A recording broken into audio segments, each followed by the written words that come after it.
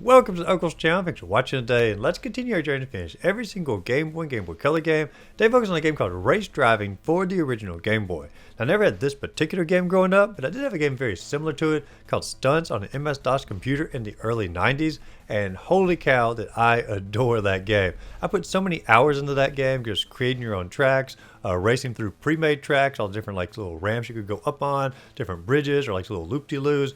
Very much of a similar graphical appeal as this game, as Race Driving, and also very similar as far as like the stunts go at the same time. I would really almost call like Race Driving a Game Boy version of Stunts, especially if I had seen it back in the early 90s. However, while I was obsessed with stunts growing up, evidently Race Driving was way more popular. It's actually an arcade game that this Game Boy game is based upon, and Race Driving is also a sequel to another game called Hard Driving, which is very much of a similar stunts racing type game as well. And so evidently Race Driving is way more popular than the game that I played, but stunts will always have a special place in my heart anyway. Now, Race Driving, it can move it up in our queue a good bit because the Swill Man requested on one of my earlier videos, and that should move it up in the queue. So it's a game that you want to see me cover sooner than later. Let me know the name of the game in the comments down below, and just like Race Driving, I'll move it right on up. Now, as I start the videos off, look at the box art for the game first, and the box art for Race Driving here is pretty darn fantastic. It is 90s extremism at its finest here. You have a guy playing the arcade machine, or perhaps just simply racing the car here. He's like blown up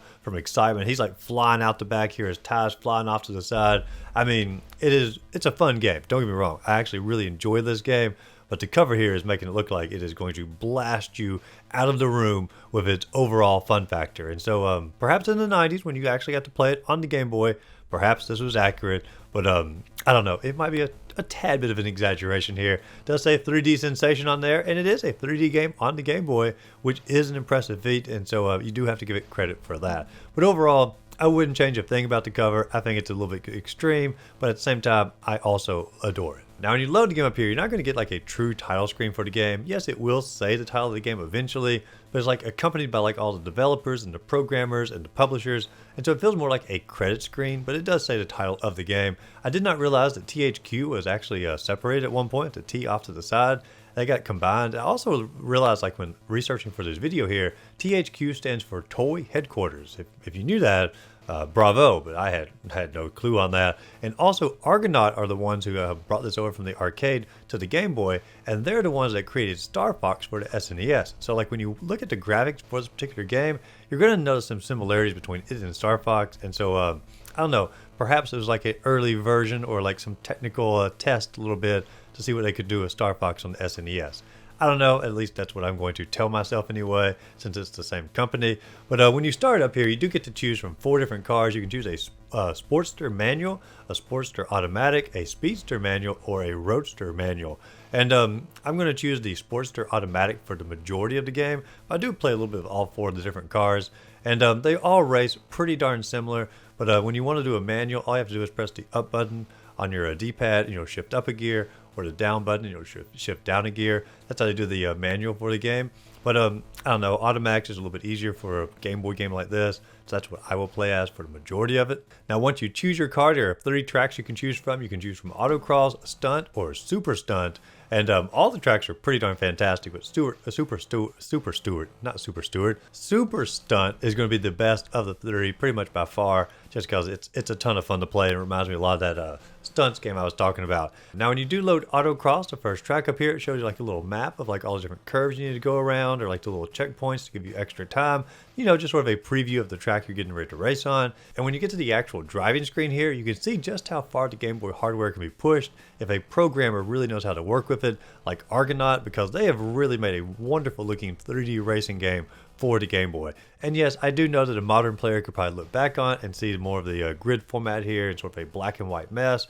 However, like if you grew up in the 90s, you would know exactly how impressive this truly is on the Game Boy. And I would also challenge those modern players who look back at this game just simply to give it a try, because like the more you play it, the more you get immersed into it, and the graphics just really do come through very wonderfully for this particular type of game style. But let's talk about the gameplay a little bit, because that's what really makes or breaks these old retro racing games. And the controls are very simple. A is accelerate, B is brake, D-pad steers, or press up and down if you want to shift gears if you play with a manual vehicle. Now as you're racing through the tracks here, the handling is really just top tier. As you're going up to a curve, you let off the gas a little bit, you begin to drift around the curve, and it just feels extraordinarily natural, and you never feel like your car's like out of control, or it doesn't feel like too overly realistic where your car's going to start spinning and things like that. It just really feels like a great arcade racer, and they nailed the handling literally perfect for this style of game. Now there aren't any ramps or anything you have to worry about for speed on the first track. We'll get to that on the second track here.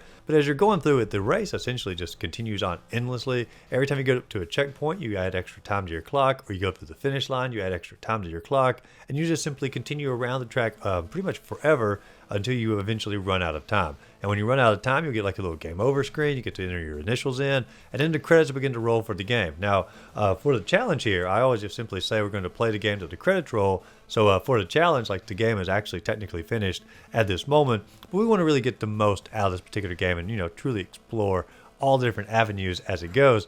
So if you go back into the track here, you actually get to see at the top of the screen what's called a qualifying time. And if you can finish a lap fast enough to meet that qualifying time, you can then race against an NPC or like a ghost racer for the track. And for the first track, the qualifying time is just 38 seconds. And then you get to go against a racer called Axe Annie. And what a ferocious Halloween-y type name there. But there are special rules for this new challenge that you have here. And you have to have it with no crashes, so you can't wreck your car a single time. 10 seconds total off-road time, and so it just sort of builds up every time you go off the road. And it also tells you if you win multiple of the qualifying races, you can play more ghost racers in the future. Now, Axe Annie is not going to be some major difficulty hurdle we have to jump over. She's one of the easier races in the game. And the vehicle that Axe Annie is driving here looks exactly like every other NPC vehicle in the game. I do find the graphics charming, but I mean, they are all identical here. Now, once you do defeat Axe Annie, it's going to tell you that you are the new driving champion. And then once again, you get to enter your initials and the credits begin to roll. And so you can get the credits to roll so many different ways in this game. But let's talk about the second track in the game, which is going to be the Stunt Track. And the Stunt Track is a really fun track. However, when you go against the Challenger here, which I'm going to get to in a second, there's going to be a game-breaking glitch inside the game. Now, when you race through the track here, there are two different paths you can take. You can take the left path, which is the speed track, and there's not going to be a whole lot of obstacles on that particular track, just sort of some ramps you have to go up on, or like little dips in the road. Or you can take the right path, which is like the stunt track, and you get to go for like a little loop-de-loo, as well as the other obstacles. Now, for the most part, if you're trying to get a fast time, obviously you want to take the speed track, but even if you're taking the speed track, there, like I said, there are some ramps you have to go up on and some dips you have to go through. And you have to start watching what your speed is if you don't want to crash your vehicle. Like if you just simply go up the ramp and just sort of fly off the top of it, when you come down, you'll crash your vehicle and you're penalized by having to like basically restart back a little bit, have to go through all that whole acceleration period again. And so like when you go up a ramp, you don't ever want your speed to be over 80 miles an hour when you reach the crest of the ramp here. Same thing with like when you go for like a little dip in the track as well. You never want your speed to be over 80 miles an hour. And so like you always have to sort of watch your speedometer as you're doing that. Now if you're playing with a manual car, it's actually a little bit easier as far as like watching your speed, and just simply shift your gear down and your speed will drop pretty drastically.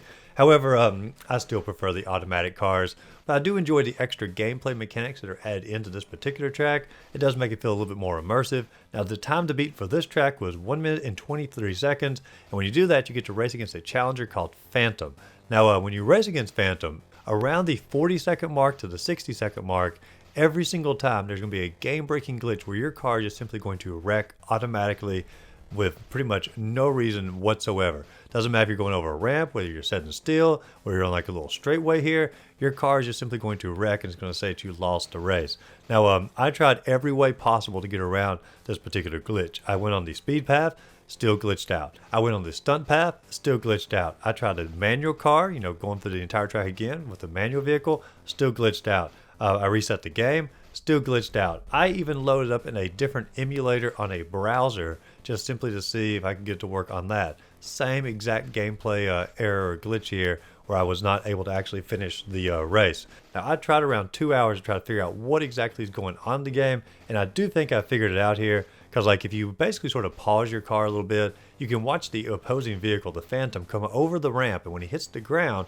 his car just simply stops right then and there in its tracks. And I think what happened is he wrecks his car, and the game just simply registers that as a wreck, and so therefore it just simply says that your car is wrecked and you've lost the match. That's the only thing that I can figure out, because like even your windshield, it gets cracks in a different way when his glitch takes place. So what I think is happening is he is wrecking his car. The game doesn't know how to handle that, so it says your car is wrecked and therefore you've lost the game. There are a couple of long plays of this game on YouTube, and I did watch a couple of them. Somehow they got by it. I don't know if there's like different versions of the game out there, or they're using like a tool assisted speed run or something like that. There's only like 2 videos out there of someone actually getting past this.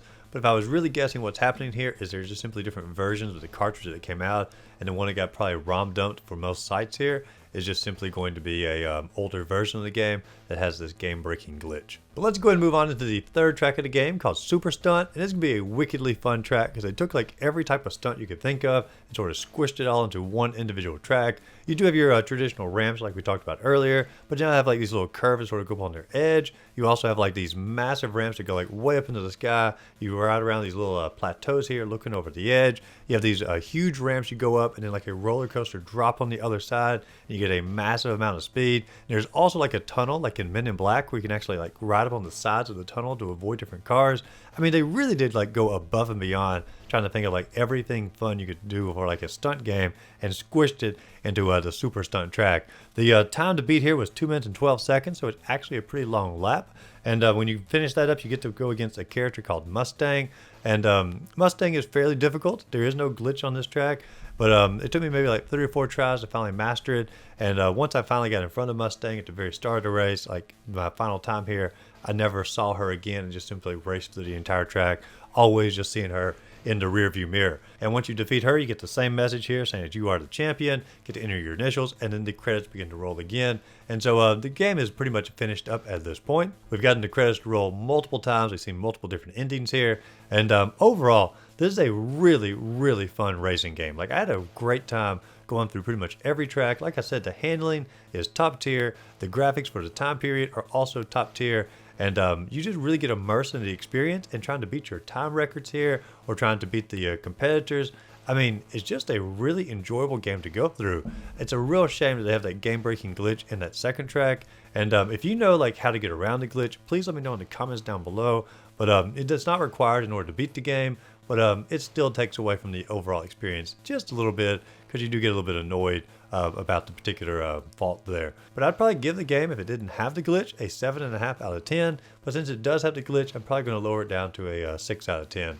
Because, I mean, the game is pretty short, and to take away an entire challenge there out of the game takes away a pretty significant chunk of the game. So depending on which version you have, there's going to be a different score for this game. But either way, it's definitely worth picking up. It's definitely worth playing, and I think it's a blast from the past when it comes to a early Argonaut game created by the Star Fox creators.